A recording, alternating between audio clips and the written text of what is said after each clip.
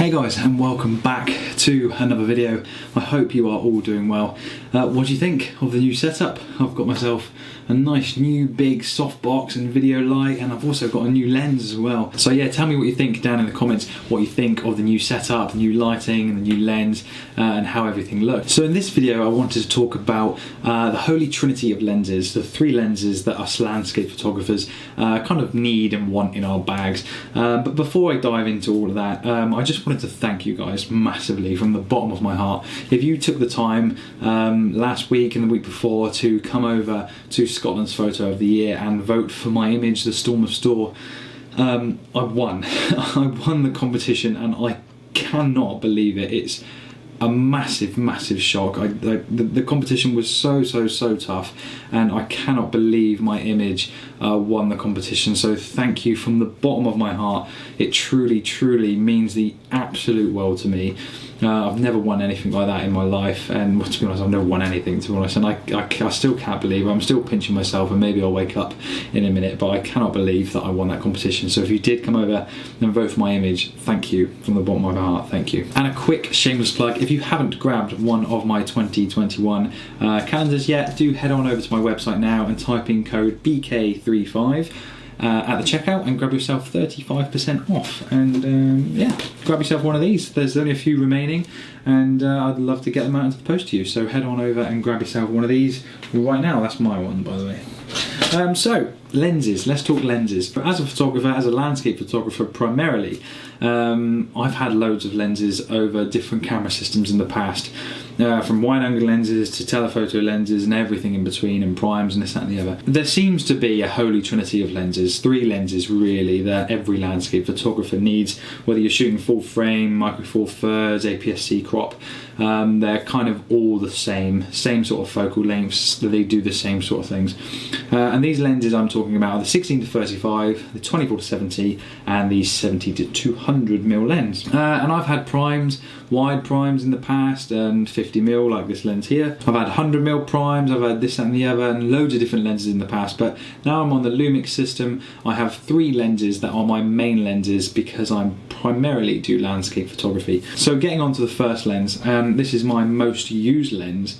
It is the 16 to 35 f4. Now this lens I probably use, I reckon, about 70 to 75% of the time of my landscape photography when I'm out and about. It's always on my camera, it's the first lens that I kind of grab, and the first lens I'm always thinking about compositions using this lens. It's not a lens that I've had for very long. I've had it for, I reckon, nearly a year now. I was shooting primarily with the 24 to 70 and 24 to 105. 24 was always kind of my widest. And back when I was shooting with Sony, I did get myself an 18mm Zeiss, and that was a great lens, a wide angle lens, but I was always kind of lusting after going just a little bit wider. And when I transitioned over to the Lumix system, this lens was one I wanted straight away. I'm glad I got it because it just never comes off. It's such a fantastic lens, and if you haven't got a 16 to 35 in your bag, I highly recommend you getting one. If you shoot landscape photography most of the time and you like being out and about, it is an amazing lens, and it's just, you just absolutely need one in your camera bag and for your camera system. I wouldn't be without it. If I was to pick one lens to go away with me, it would be this one. And like I said, I reckon about 70 to 75% of the time it's on my camera, and it is the lens I go to use. So moving on, it's an amazing lens, by the way, absolutely amazing lens. Moving on, the 24 to 105. Now I have the 24 to 105. I did say the 24 to 70 earlier, but I have the 24 to 105.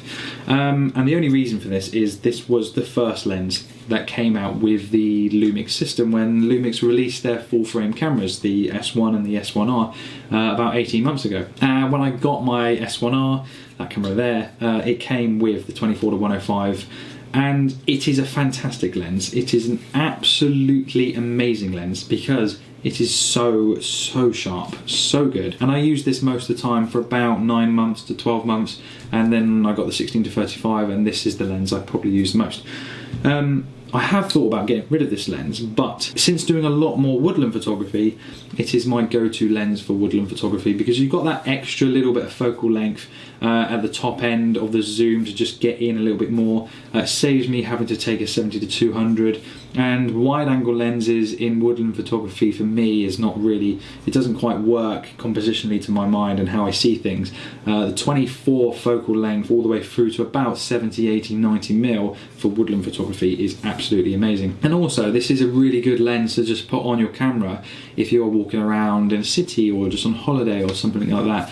It's a good go-to lens. The 24-70, 24-105, that sort of focal length is a really good go-to focal length for most situations, and that is why it's absolutely needed in a landscape photographer's bag, and it's nice to have that middle of the range focal length. So yeah, moving on to my favourite lens. Although this is an amazing lens, I say my favourite lens is the 70-200. Now this thing is a beast. It's like the size of my head. It weighs a ton, it's heavy, it's amazing, it's so sharp, but yeah, it takes up a lot of space. They all take up a lot of space, the 70-200s. They're heavy and they're a big lump to carry around, but I would not go anywhere without this lens. There has been numerous times when I've been up in Scotland and the Lake District, and I've been shooting wide, and then I've wanted to quickly put this lens on to zoom in on mountain ranges and bits and bobs in the landscape to try and get intimate compositions and slightly different compositions than the normal go-to compositions, and that's why this lens is absolutely vital in a landscape photographer's bag. And also it's great for everything else. My girlfriend Primrose is a fashion blogger and an actress, and until getting this lens here, the 50mm 1.4 from Sigma, I'll talk about that one in a minute, I've been using this lens all the time, because when you're in a focal length of like 135-200mm at f4, the bokeh is beautiful and it's tack sharp, and it's just really nice for portraiture and shooting people. But for landscape photography, absolutely vital. I would never ever be without it. And yeah, these three lenses go with me everywhere all the time. They weigh quite a bit actually, they're quite heavy, but I would not go anywhere without them. So like I said, with the new setup here and the new light and everything else, I did get myself a Sigma 50mm 1.4 art lens for my Lumix S1R, what you are on right now. And as you can see, this is a beautiful portrait lens. It's great for headshots, it's great for shooting people, it's great for events. It's a nice focal length, and I don't look warped, I don't look funny. It's a really natural looking focal length, and the bokeh, as you can see in the background, is really nice, and it just drops off and you get that beautiful depth of field. And since leaving Sony, I did have a 55mm 1.8 when I was shooting Sony, and when I left Sony and came over to Lumix, I have missed not having a 50mm prime, because I do shoot a lot of people and I do shoot a lot of events and stuff like that, so it is absolutely vital that I have a fast prime, a 50mm prime in my bag for that sort of thing. But for landscape photography, 16-35, 24-70/105 and 70-200 are absolutely vital, and you do need them in your bag. So whether you're shooting full frame, micro four thirds or APS-C crop, the different variations of the lenses are all kind of the same. The focal lengths will kind of all be the same as well. They're all pretty much the same really, but there is a holy trinity of lenses, and those three lenses are the lenses really that we need in our bags as landscape photographers. There has been times when I've been out in the field, especially with the 70-200, that I've wanted a little bit more zoom, and you could get a teleconverter to go on the back to turn it into say a 400mm lens. But the only thing that you jeopardise then is having less light, so it would turn this f4 lens into an f8 lens, and also they kind of suck up the sharpness a little bit. I've never had a really good teleconverter, so that's why I've never really bothered with them. And also the last point I want to make with the lenses I have for landscape photography, all these lenses are f4 lenses. They're not f2.8s, they are all f4, and there's a couple of reasons why I have f4 lenses in my bag rather than f2.8 lenses, and the biggest one being weight. So this is a 16-35mm f4. If this was a 2.8 version, it would be a lot heavier, and it would probably be probably have a bigger front element as well, and it'd be a lot more glass inside, and it would probably be 2 or 3 times the price as well.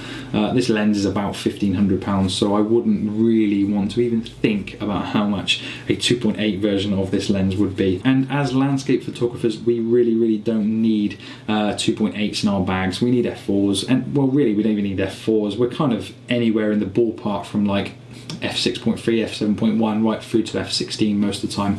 I've never been out in the field and wanted f4 from any of my lenses. It's always been in the middle of the aperture range there, somewhere around about f8 to f16. So that's a big money saving tip I can give you there. Don't worry necessarily about getting the 2.8 lenses if you are primarily a landscape photographer. Absolutely no need spending the extra money, and no need actually carrying the extra weight, because they're heavy enough as they are. So I'm going to wrap this one up. I hope it's been a bit informative for you guys, and do drop us a comment down below on suggestions I can do for sit down videos for you guys, because I'd rather make content that you guys want to see rather than me making content that I think you guys want to see. So do leave me a comment down below of what you would like me to come up with. And the biggest and best thing you can do for my channel right now is just scroll down and click like. It is the biggest and best thing you can do to a YouTube channel right now.